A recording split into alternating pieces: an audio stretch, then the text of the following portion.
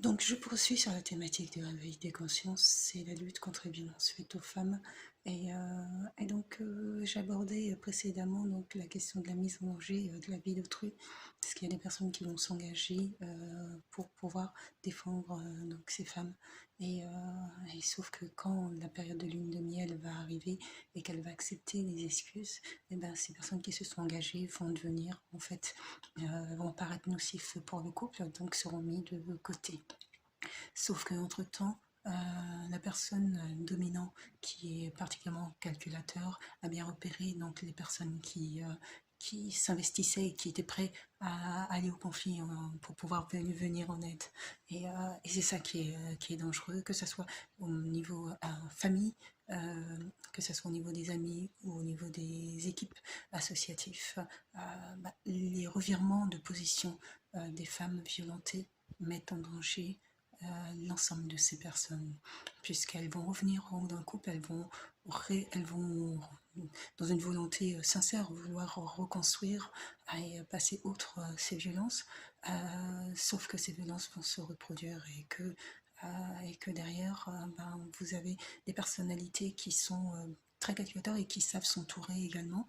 Et dans le film, il n'hésite pas à envoyer ses amis qui font partie bien sûr de la police pour pouvoir influencer ou mettre la pression à l'entourage.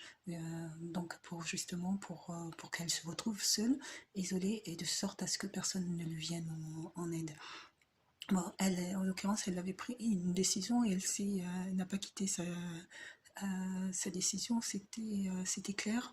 Elle n'a pas changé de position, je veux dire, quant à sa décision.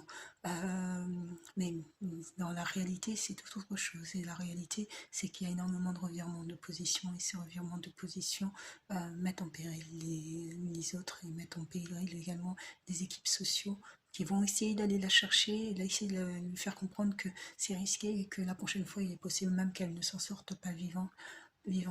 Bon, c'est pour ça que c'est un travail vraiment dans la distance et un accompagnement qui est long dans la durée. Et il y a vraiment un travail de reprise de la confiance d'elle-même et qui est très compliqué et qui demande du temps. C'est un travail dans le temps.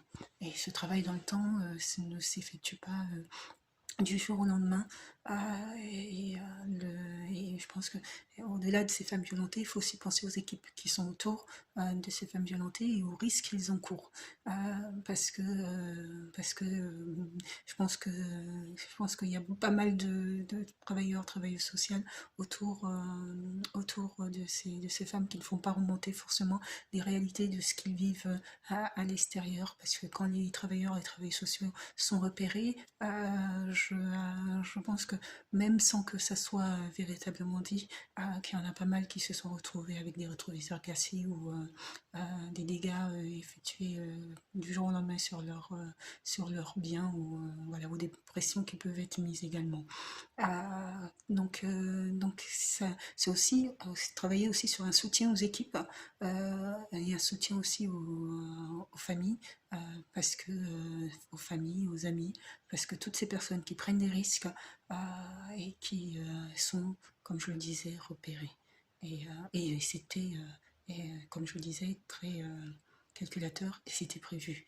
C'était prévu justement pour pouvoir cibler, repérer les individus en cas de souci et savoir où il peut se rendre justement pour pouvoir, si nécessaire, régler ses comptes. Parce que cette femme est sous sa domination.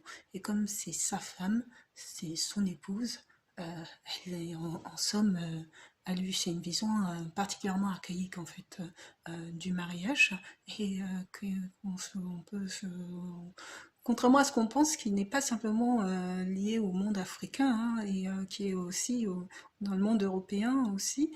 Et, euh, et cette vision, donc dès lors où ils épousent leur femme, c'est leur femme et c'est comme c'est leur bien. Et donc elles n'ont pas à bouger ou voilà.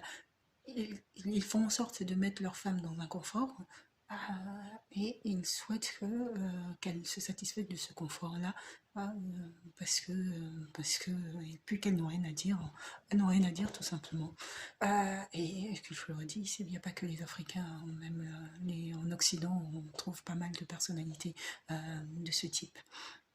Donc la mise en danger de la vie d'autrui, c'est ce à quoi, mesdames, si vous avez l'occasion de regarder ces vidéos, euh, il y a des personnes qui s'engagent pour vous et ces personnes-là se mettent en danger et vont derrière certainement avoir de la pression, sans certainement, que ce soit sur eux directement ou sur l'entourage familial, parce que bien souvent, les personnes dominantes ont un réseau et savent s'entourer de sorte et ont une image telle, idéalisée, bien souvent, euh, qui font qu'en fait, ça arrive aussi que la parole de la personne maltraitée ne soit pas prise en compte euh, en raison je dirais, du profil de la personne dominante. Donc, euh, donc voilà, donc pensez également aux autres. Si quand vous partez pour une bonne fois pour toutes.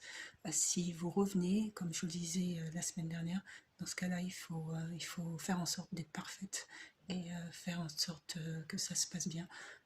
L'église est un lieu où, en l'occurrence, il est possible de trouver des frères et sœurs dans l'église. Quand je dis frères et sœurs, c'est des frères de la même communauté religieuse qui peuvent vous aider, vous soutenir pendant cette période. Ça peut être un lieu de recueil pour vous et pour les enfants également. Qui peut vous aider en plus à trouver la force que tout ça s'arrête. Et je dis l'église dans une manière globale, hein.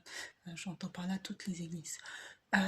Donc l'église, c'est un lieu de recueil qui peut être assez important pour les femmes qui sont en situation de maltraitance. Et vous pouvez trouver notamment de l'écoute et la parole en, en la personnalité du pasteur ou de la personne qui guide cette église. Et il ne faut pas hésiter à s'entourer parce qu'un des pièges de ce type de relation, c'est justement l'isolement. Et donc, à l'inverse, il ne faut pas du tout se retrouver isolé.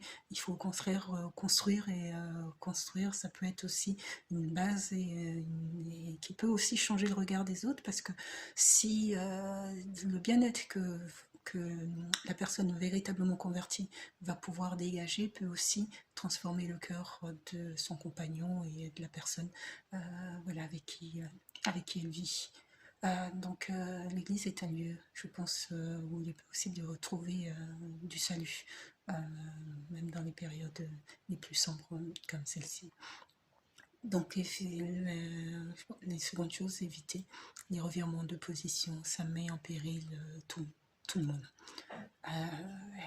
Et ça met en plus en doute sur la nécessité ou pas de venir en aide. Parce que quelque part, tout le monde sait que demain, elle reviendra. Et quand elle reviendra, c'est l'autre qui paraîtra nocif. Donc c'est assez compliqué en fait d'être confronté à ce type de relation. Et donc éviter donc les revirements de position, puis l'adultère si l'adultère se mélange à de la violence conjugale, euh, si l'adultère peut lui permettre de retrouver le bonheur et puis s'en aller et puis te laisser tranquille, je dirais tant mieux. Après dans la vie, après faut faire des choix et je pense que il est préférable que justement qu'il puisse s'en aller même à trouver du bonheur ailleurs et que après derrière tu puisses toi te reconstruire et reconstruire la vie comme tu le souhaites. Euh, mais évitez, prenez une décision et évitez les revirements de position. C'est surtout ça. Sur ce, la semaine prochaine, ça sera sur la thématique du réveil de la conscience, la reconstruction. Et ça sera la dernière partie. Je vous souhaite de passer un très bon dimanche. Au revoir.